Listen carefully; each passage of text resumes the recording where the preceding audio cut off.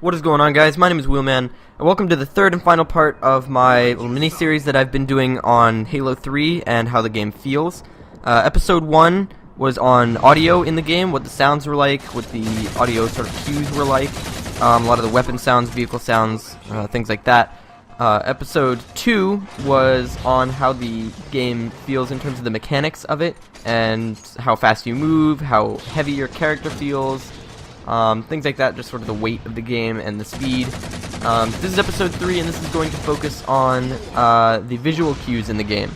Now, I'm not going to go over the graphics too much because that's sort of a separate thing. It's something that I don't think needs to be explained, really. The graphics in this game are great. The game looks awesome, but I will go over one thing with regard to graphics, and I'll get to that rather in just a minute. First thing I wanted to go over, though, is the thing that you look at possibly the most while you're playing Halo. Out of all the things that you look at on screen when you're playing Halo, I think it's probably safe to say that, at least for most people, the thing you look at most is your reticle. Your reticle is sort of the key to being able to play Halo, because it's obviously what allows you to aim and shoot and sort of execute the core mechanics of the game. And the reticles in Halo 4 are amazing, and that's something that I know I said this last episode with regard to something. I can't remember what it was, rate of fire or something. You can go back, by the way, and the last episode will be annotated. I don't remember exactly what it was, but I said this last episode about something else, but there are certain things within the mechanics of games, and especially Halo games, that a lot of people don't really notice or pay attention to. And some people do, but not the majority of the population. And I think the shape and size of the reticle and how it affects your gameplay is one of those things. So for me, that's really, really important. And I don't know why, but that's always been really important to me. And 343 absolutely nailed it with the reticles in this game, and with the reticle bloom. The reticles in this game are, I think, just the right shape and size for every weapon. So for instance, the rocket launcher reticle really hasn't changed that much. I don't know if that's the best example, but the rocket launcher reticle has always been the circle with with horizontal lines going through it at different widths and stuff like that.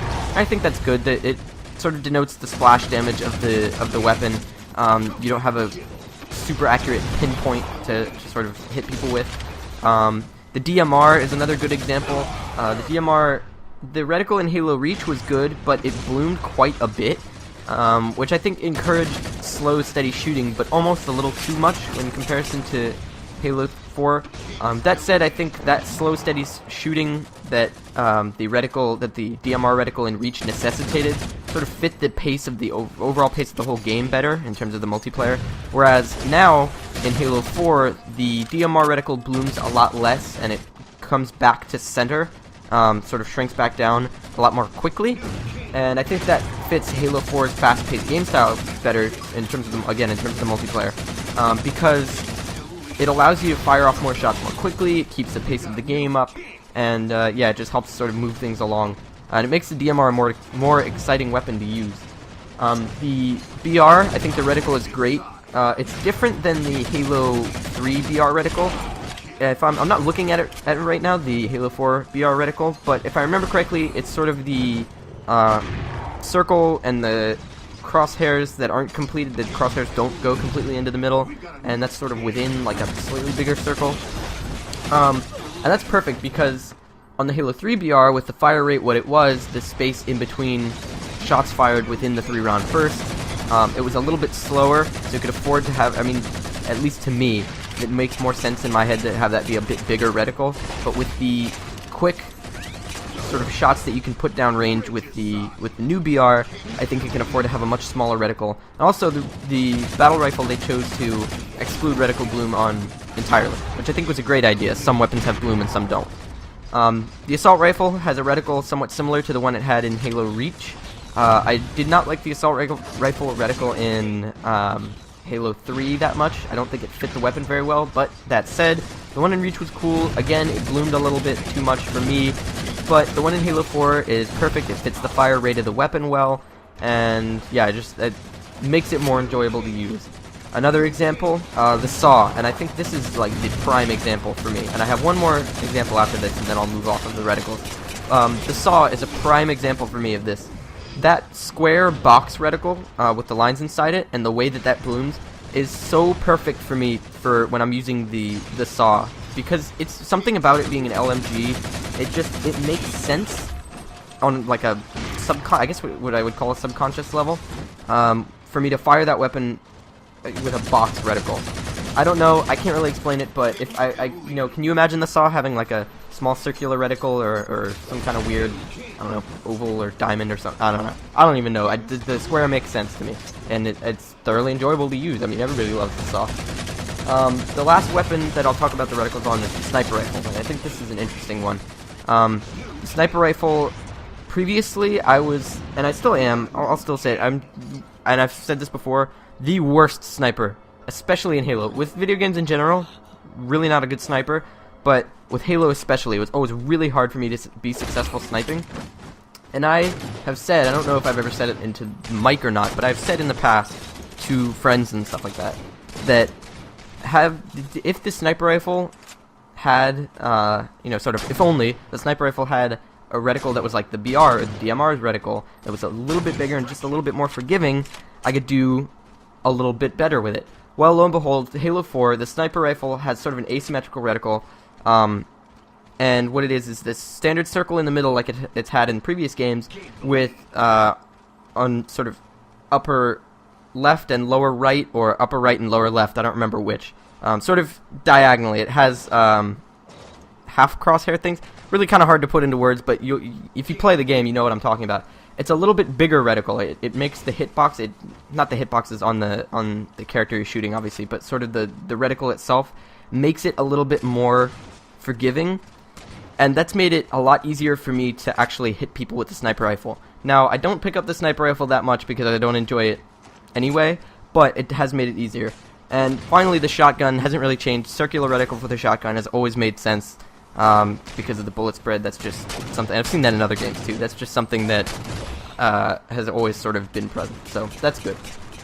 Other visual cues in the game, I think the HUD, the heads-up display, was done superbly. It's always been pretty good in Halo games. This one was done really well. Grenade indicators are good. They're really sort of in your face, like there's a grenade, move, you know? It's not sort of like, oh, it might be a grenade 10 feet away, 20 feet away, 1 foot away, can't really tell. Like, you know when there's a grenade at your feet. That's really good. It allows more situational awareness, and I think that's a running theme, to sort of sum up what I'm talking about. It's a pretty much a running theme in Halo 4 is situational awareness. All of the visual cues are set up to make you as aware of your surroundings in any given situation as possible, and I really enjoy that. Last two things I'll talk about are hit markers. Hit markers are a huge addition to Halo, and a lot of people have made the standard Call of Duty comparison, Battlefield comparison, whatever. Halo is obviously still, it's apples and oranges to like a whole nother level. Halo is nothing like this game's, and I don't think it ever will be. I think the addition of hit markers is a really good idea. It's really helped me, and I'm sure it's helped a lot of people, in terms of just, again, situational awareness, knowing if you're hitting a guy. Especially if you're not scoped in. It works with vehicle weapons, it works with pretty much any weapon in the game, even grenades. If you damage someone, you get a hit marker. If you drop someone's shields at all, you will see a hit marker around your reticle. I think it's just the right size, and I really enjoy that addition to the game. Last thing I want to talk about real quickly is my short touch on graphics. I think the graphics in Halo 4 are amazing, I've already said that, but, and amazing, I say amazing for a Halo game. Halo is not particularly known for having superb graphics or anything like that, but they're good. They've always been pretty good. What I wanted to focus on was the color palette in Halo 4, just real quickly, is really good. I really like the color palette in Halo 4. If you play Halo Reach, and especially I think probably if you're an artist, I would imagine, I'm not an artist or anything, but like I would imagine that that's something that maybe someone who does art would notice. It was very focused on sort of the violet like range. There's a lot of blues, a lot of purples. There was some green and stuff thrown in there, and obviously this sort of slate gray of like the forged materials and stuff like that. But it was a lot of blue, dark blue, violet, very intense purple colors. If you look at the skyboxes, if you look at specifically one thing to look at, go into your theater mode and look at an explosion. Any explosion that happens of a Covenant vehicle in matchmaking, Banshee, Ghost, Wraith, whatever. it will be a blue and purple explosion. I know those are Covenant colors, but it's sort of reflected throughout the entire game, and I like that they expanded the... I'm talking about Reach. That's within Reach. I like that they expanded the color palette for Halo 4. But yeah, that's pretty much all I have to say on visual cues. I'm pushing 10 minutes at this point, so I'm going to shut up. If you enjoyed the video, be sure to go check out the first 2 episodes if you haven't seen them already. If you're watching on the Halo Fix, I'd like to thank you for watching. You can feel free to come check out my channel. Also, check out some of the other great directors on the Halo Fix. And go like Facebook pages. If you're on Facebook, I have a Facebook page over at facebook.com/knifesedgegaming. I know Halo Fix has a Facebook page. Our community manager, Sin City Spartan, has a Facebook page. So go check us out on Facebook.